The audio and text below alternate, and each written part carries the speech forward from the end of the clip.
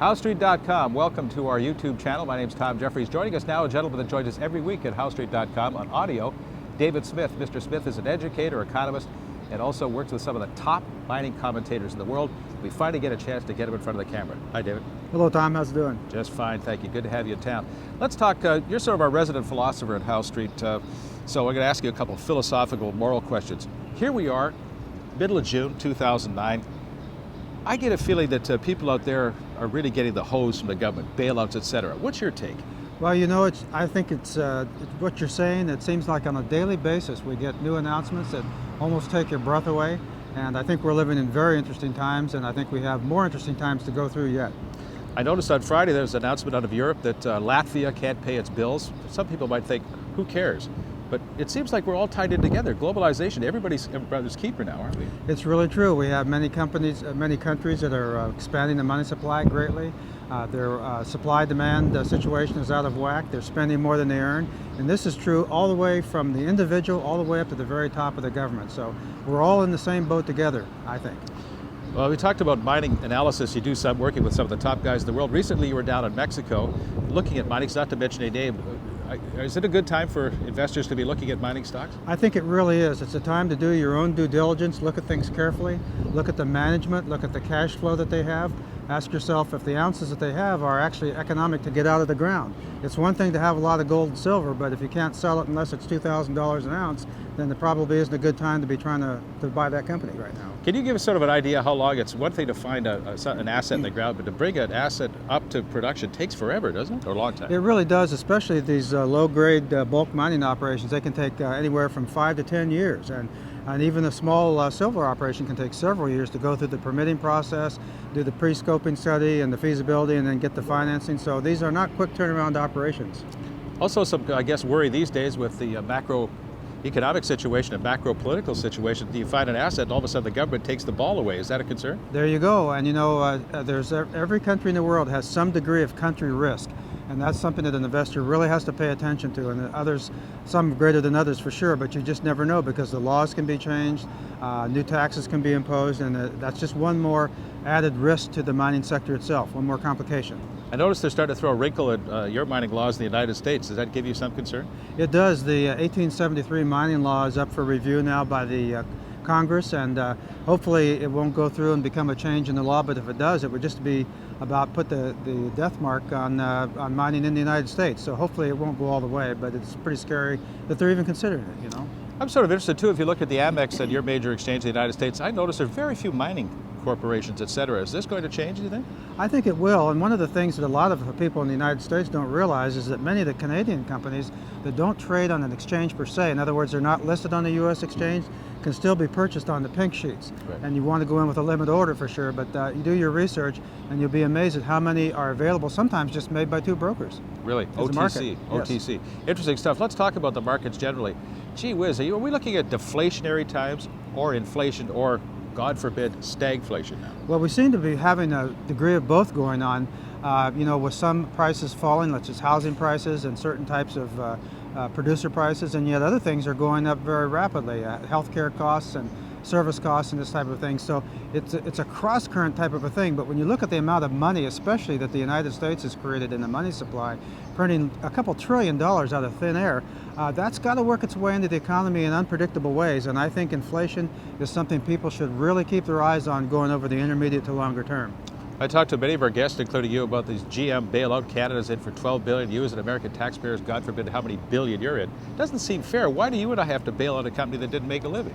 I know, and I think a lot of people feel that way, and the government has taken over a lot of these companies and made us as the principal shareholders, and some of them are kind of like dead man walking. I don't know if they're ever going to make it. And GM, I wonder if they're going to be around in 5 years, you know, in any form. I sort of find it also perplexing. GM's doing very well in Europe and in Asia. Now there's actually talk, David, of importing into America Asian-built GM cars. Something wrong with this picture. That is really amazing. You know, they're, like you say, they're doing quite well in China with some of their models. And ironically, some of the money that has been given to them to bail out in this country, which is supposed to save jobs, seems to be finding its way to China. That's very, very strange. Let's talk about China for a second. Timothy Geithner, your Treasury Secretary, made a speech last week in Beijing and was actually laughed at and jeered.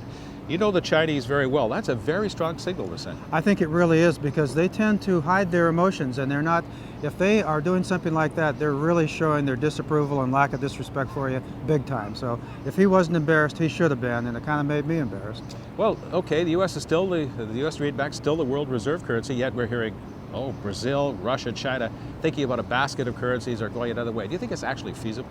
I think it is over the longer period, and you can't say when it's going to happen, but I think it's a process that's underway, and I truly believe that the United States is moving from a place where it had the reserve currency to one quasi-reserve with others built in there. I mean, you look, as you inferred, China talking to Brazil about doing a commodity exchange, bartering, this type of a thing. Other countries are doing the same thing, and I think at the very least, it may not be first among equals. It may end up being that, if it is able to even keep that reserve status. With China with all those billions of trillions of dollars sitting in the bank, are you starting to see, as a mining analyst, China starting to creep out, snapping up some of those great assets? This has been going on for several years. I can recall 3 years ago when I was down in Argentina, the Chinese had come in with literally suitcases full of money to buy low-grade copper projects for cash.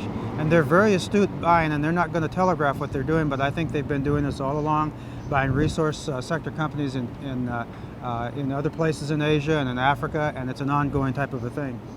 You're an online educator. You have been an educator for a number of years. Do you think the young people are starting to cotton on, the kids just coming to school, realizing that things have really changed and they've got to really put the nose to the grindstone? I think the millenniums are understanding that, the students that are in their late teens and early 20s. I'm not sure about the ones that are still in the middle school level and that type of thing, but reality is going to hit them in the face in a few years, and they're going to have to come up with a different game in order to play by the new rules. You know what always perplexed me? Why didn't we have a class in high school and university on managing money? I don't know, a very simple one of just a few weeks in duration would tell students how to avoid the problems with credit cards and spending more than you earn. And I did that myself. Even though I taught history and English, I would put in little subunits, and it's amazing how much you can teach them in a few weeks. It doesn't have to be even a semester class. I want to bring up something that concerns us in Canada. All of a sudden we've got a Buy American policy after your downturn in your country, which sounds like protectionism to me. And this week here in Canada, we had a mayor's meeting. Well, the mayors of Canadian cities, okay, we're not going to let American tenders. Doesn't seem like a good trend, David. It's not a good policy, and I feel very sorry that my country is even talking like that. And I consider myself to be a friend of Canada, and I have many Canadian friends. And I hope this gets stopped quickly, because we don't need any escalation for either one of our countries in this regard. I'm looking at some of the numbers. You and I talk every Monday. I can't believe I'm standing here talking to you when literally California is literally the 8th largest economy in the world, is literally days away from being technically insolvent. How are we going to get out of this mess? I don't know, and unfortunately California, unlike the Federal Reserve, can't just turn on the printing presses, so I'm not sure where they're going to get it unless they can come up with a new gold rush down there. The Fed says they're in control. Do you think the market's in control, not the Fed? I think the market is in control, and the market ultimately is bigger than the Fed. It's just a matter of how long it's going to play out, and I'm not sure it's going to be very pretty. David Smith joins us every week at HowStreet.com. Usually Mondays, our resident philosopher. David, it's good to see you in Vancouver and here in front of the beautiful Trade and Convention Center. To you and yours, a terrific year. Thanks for your time. Thank you, Tom. It's great to be in Vancouver. David Smith, our special guest. My name's Tom Jeffries here on HowStreet.com's YouTube channel. Thanks for joining us today. Have a great day. Comments made on How Street Video and HowStreet.com are an expression of opinion only and should not be construed in any matter whatsoever as recommendations to buy or sell any financial instrument at any time. Available online at HowStreet.com.